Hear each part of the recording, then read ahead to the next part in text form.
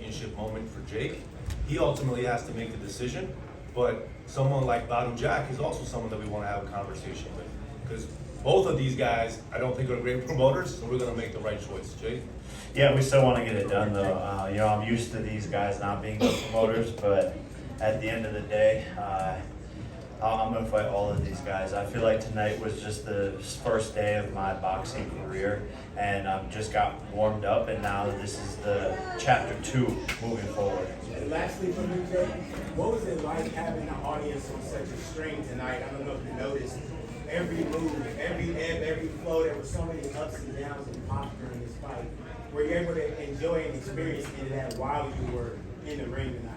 Yeah, no, I felt the crowd's energy, even though they were against me. I love it. I feed off of that. And I think it's funny when I'm landing, however many punches I land, 250 or 200, and he landed whatever, like 100, but they just scream every single time he lands a punch.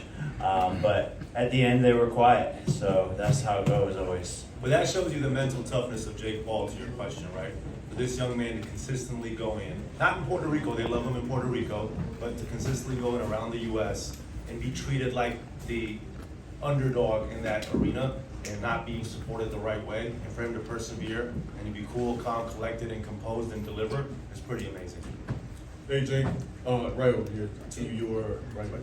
Andreas from ESPN. Listen, the last time you fought a fighter that had a lot of pressure towards you was Tommy Fury. You looked a lot different tonight. And people still go back to that fight and say, well, he couldn't beat Tommy Fury. Talk about how much different you are of a fighter now as opposed to when you fought Tommy. I don't even think I was a fighter then. I was like 2.5 years into the sport. And I didn't really know what I was doing. I didn't have the proper team around me, the proper conditioning. My lifestyle outside of the ring was still that of like a YouTuber, celebrity actor, whatever I was at that point in time. So I wasn't fully focused on boxing. Like I said, feels like chapter 1's done tonight. Now we're moving into chapter 2, and I'm just getting warmed up in this sport. But people will hold the Tommy Fury thing against me, but what now? I just beat a former world champion, and I'm coming to avenge that loss as well with Tommy. Now, I know you're after a world title, but if that doesn't materialize, I know the Tommy Fury name has been floated about. Is there any other fighters who may not be world champions that you're looking to face? Yeah, I mean, Anthony Joshua. I think that's the main one that we talked a lot about. Is if it's not for the title, it's looking at Tommy if he's reasonable, and then Anthony Joshua. And he's adamant that he wants to make that fight happen at the end of 2026. And we're going to meet with Matchroom while we're in New York to promote the greatest trilogy in the history of boxing, Taylor Serrano 3. Last question, Nikisa. This one's for you because I was going to bring up the Joshua thing. I know you've talked to Andy Hearn in the past. Do you think they're keen on taking that fight? And Jake, this is also you. Moving back up to heavyweight. Like, how did you feel coming back down and moving back up? No, I'm definitely not a heavyweight, but I'm still going to take the challenge. But, you look at Deontay Wilder, he was beating these guys weighing 215 pounds. So anything is granted he's like 6'6" or something, but anything's possible. And so I like the challenge. People, that's the criticism. Fight someone in their prime who's a beast. I think people just want to see me lose. That's really what the message is behind it all. And Anthony Joshua is an insane fight, but I want that challenge. We've been DMing back and forth. He wants to make it happen. He called me up, and it's looking very likely for next year.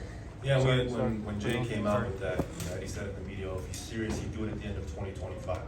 No, Jake's going to do it on a timeline where he feels prepared to have a good chance against Anthony Joshua. And he believes that's the end of 2026. Jake, what was it like for you, especially like in the last 4 rounds where it was like toe to toe and the fists were flying?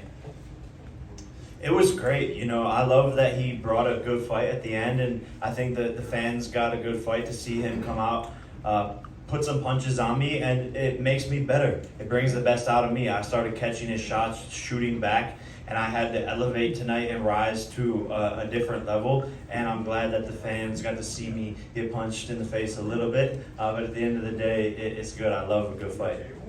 You also went through VADA testing this camp. Now that I saw you posted something on It's not social this media. camp. He's gone through full VADA testing multiple times. Right? Tommy Fury, ADS, this fight. Yeah. How many times do they typically test you when they put you through the ringer like that? Yeah, it's random, and they can come 2-3 days in a row sometimes. and just as much as they want whenever they want. So people just always love to make rumors up about me, but I do drug testing, the commission drug testing right before the fight, all these types of things. They So- should focus on Canelo and his team, not on Jake Paul. 'Cause Yeah, Jake but he's Paul pop. has been clean It's time so and time crazy. again. It's so crazy that people that actually pop for this shit, they don't call them out. And then I'm over here looking like a doughboy. I got love handles, dog. That's after not eating for fucking 3 weeks, basically. So these, if I was on that shit, it wasn't fucking working. Hey, Jake,